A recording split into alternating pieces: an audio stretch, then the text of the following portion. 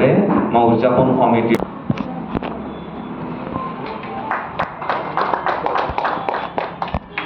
ধন্যবাদ। ইয়াৰ পাছত ইয়াৰ পিছত আমাৰ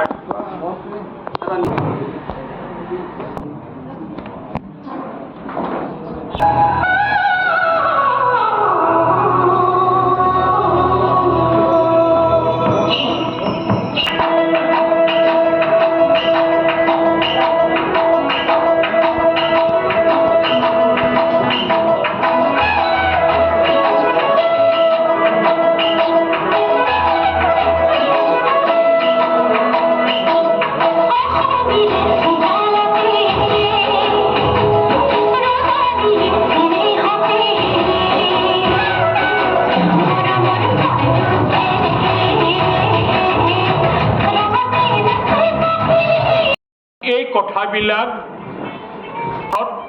আমি আধুনিক ধৰণেৰে ভাবিবলৈ সক্ষম নহ'লোঁ।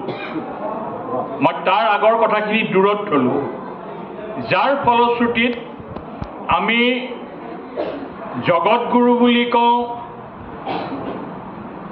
বিশ্বৰ বীৰ বুলি কওঁ, মহাবীৰ বুলি কওঁ, কিন্তু এই কথাটো ধুবুৰী আৰু শদিয়াৰ মাজতে আবদ্ধ।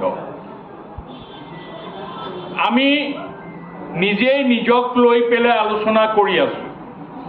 আমাৰ হাতত কিমান সম্পত্তি আছে এই কথাটো বা আমাৰ মাজত কেনেকুৱা ধৰণৰ ব্যক্তিৰে পৰিপূৰ্ণ আজি ভাৰতবৰ্ষক আমি জনাবলৈ সক্ষম হোৱা নাই।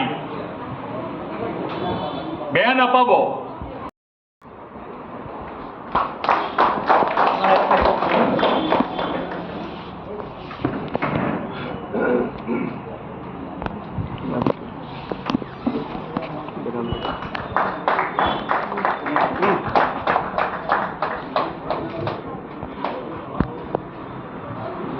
সম্বৰ্ধনা পত্ৰ পাঠ কৰি দিছোঁ। অৱশ্যে ইয়াত আমি ইয়াতে লিখিছিলোঁ, গতিকে যিখন পাঠ কৰিম সেইখনত খালি সেই আঞ্চলিকৰ কথাহে। শ্ৰদ্ধা ভাজনী সু আমাৰ আন্তৰিক অভিনন্দন গ্ৰহণ কৰোঁ।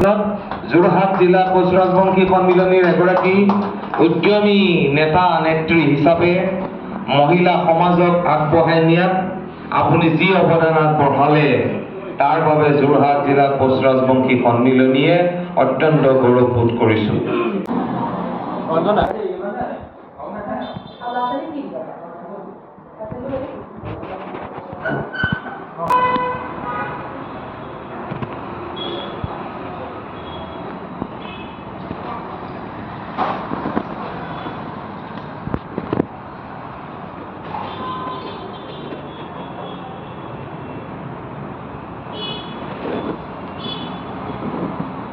আছিলে সেইকাৰণে নেকি এটা নিজকে প্ৰশ্ন হৈছিল। তেখেত চিলাৰ নিচিনা অতি ক্ষিপ্তৰ দ্বাৰা যুদ্ধ কৰি পাইছিল আৰু সেইকাৰণে তেওঁ চিলাৰ নাম পাইছিল। তেখেত অকল বীৰ যোদ্ধাই নহয়, প্ৰস্তুতি আৰু বা শৈলী সম্পূৰ্ণ বেলেগ আছিলে। সেই সময়তে তেওঁ 2 লাখ পদাতিক সৈন্য, 4,000মান অশ্বাৰোহী, ঠিক তেনেকৈ যিটো আমাৰ অসমত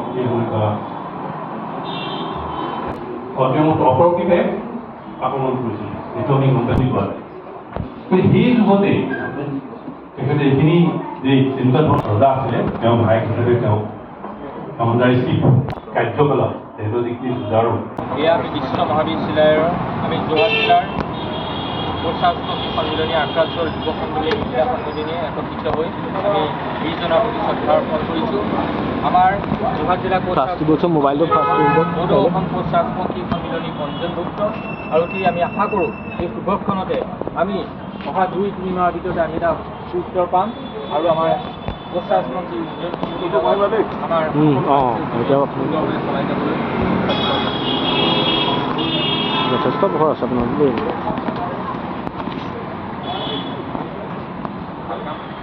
হ'ব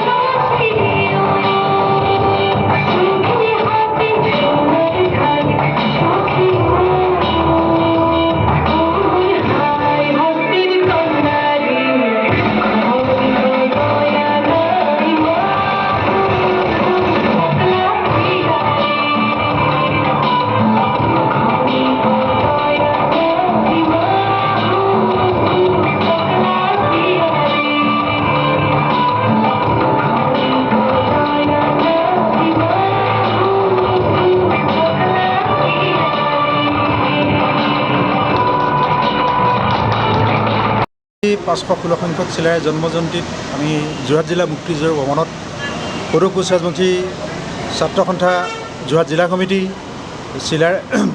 চিলাৰায় সেনা আৰু সৰু কোচ ৰাজবংশী সন্মিলনী যোৰহাট জিলা কমিটি যুৱ সন্মিলনী আৰু মহিলা সন্মিলনীৰ উদ্যোগত অনুষ্ঠিত কৰিছোঁ। ইতিমধ্যে প্ৰথম পৰ্যায়ৰ কাৰ্যসূচী আমাৰ সমাপ্ত হৈছে। দ্বিতীয় পৰ্যায়ৰ কাৰ্যসূচী আমাৰ আছে মুকলি সভা 1 বজাৰ পৰা আমাৰ অনুষ্ঠিত হ'ব। আমি এই চেগতে আমি সকলোকে যোৰহাটবাসী ৰাইজক আন্তৰিক অভিনন্দন আৰু ধন্যবাদ জ্ঞাপন কৰিছোঁ আমাক সহযোগিতা আগবঢ়োৱাৰ বাবে।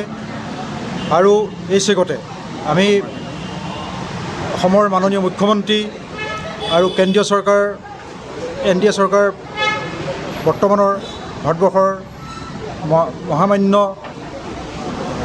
প্ৰধানমন্ত্ৰী ডাঙৰীয়াক আমি অনুৰোধ জনাইছোঁ যে কোচ ৰাজবংশীসকলৰ যি দীৰ্ঘদিনীয়া দাবী, জনজাতিকৰণৰ দাবী, এই দাবীটোৰ প্ৰতি সঁহাৰি জনাই এই দাবীটোক তেওঁলোকে অচিৰেই সমাধান কৰিব বুলি আমি আজিৰ জন্মজয়ন্তীত তেওঁলোকক আমি বিশ্ব মহাবীৰ চিলাৰায় 516তম জন্ম জয়ন্তী উপলক্ষে আমি যোৰহাট জিলাৰ কোচ ৰাজবংশী ছাত্ৰ সন্থা আৰু যোৰহাট জিলা সন্মিলনীয়ে আমি মুক্তি যুঁজৰ ভ্ৰমণত আজি আমি আয়োজন কৰিছোঁ। আজি আমি প্ৰধান কাৰ্য হিচাপে আমি পতাকা উত্তোলন কৰা হয়। পতাকা উত্তোলন আমাৰ আক্ৰাচুৰ যোৰহাট জিলাৰ সভাপতি বিমান হাজৰিকাদেৱে উদ্বোধন কৰে আৰু আমাৰ যি চিলাৰায় দিৱসৰ সভাপতি তেওঁ মৌনদেৱ ডাঙৰীয়া পতাকা উত্তোলন কৰে। ইয়াৰ লগতে আমি প্ৰথম কাৰ্য হিচাপে আমি ছাত্ৰ ছাত্ৰীসকলৰ মাজত চিত্ৰাংকন প্ৰতিযোগিতা আৰু ৰচনা প্ৰতিযোগিতা আয়োজন কৰোঁ। ইয়াৰ পিছতে আমি বিশিষ্ট ব্যক্তি, বিশেষকৈ আমি 6জন বয়োজ্যেষ্ঠ ব্যক্তিসকলক তেওঁলোকৰ সম্বৰ্ধনা জনাম, যিসকলৰ কোচ ৰাজবংশীৰ লগতে তেওঁলোকৰ অৰিহণা আছে। আৰু আমাৰ আজি দিনজোৰা কাৰ্যসূচীৰে আমি এই চিলাৰায় দিৱসৰ আয়োজন কৰিছোঁ। ধন্যবাদ। ঠিক আছে। আজি সকলোৱে জানে মাঘৰ পূৰ্ণিমা তিথিত আমাৰ মহাবিশ্বৰ বীৰজনাৰ জন্ম হৈছিলে। সেই মৰ্মে প্ৰতিটো শুক্লা তিথিত মহাবিশ্ব বীৰজনাৰ জন্ম জয়ন্তী ভাগ উদযাপন কৰি আহিছোঁ।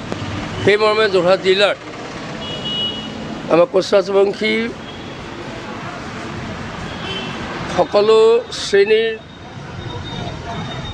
কাৰ্যকৰ্তাৰ সমন্বিতে বিভিন্ন ব্যক্তিৰ লগত আমি আজি দিনজোৰা কাৰ্যসূচীৰে আমাৰ যুৱ সন্মিলনী আক্ৰাচু যোৰহাট জিলাৰ কোচ ৰাজবংশী সন্মিলনী মহিলা সন্মিলনী সন্মিলিতভাৱে একক প্ৰচেষ্টাৰে আজি এই উদযাপন ভাগি কৰা হ'ল।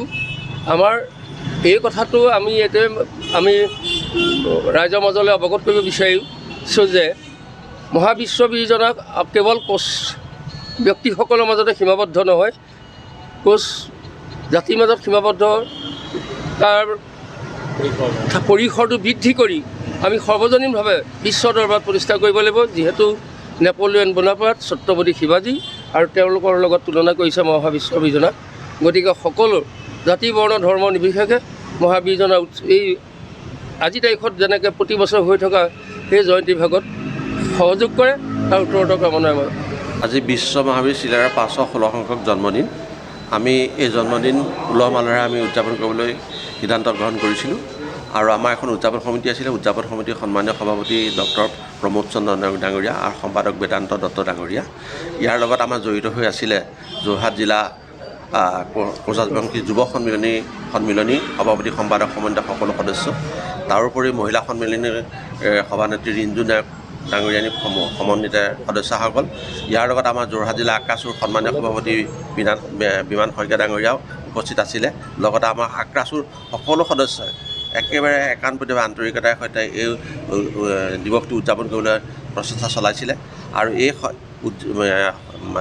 উদযাপনলৈ আমি কেইবাগৰাকীও জনপ্ৰতিনিধি নিমন্ত্ৰণ কৰিছিলোঁ, যে জনপ্ৰতিনিধিসকলৰ ভিতৰত বিশেষকৈ হেমন্ত কলিতা ডাঙৰীয়াকে প্ৰমুখ্যে কেইবাগৰাকী উপস্থিত আছিলে।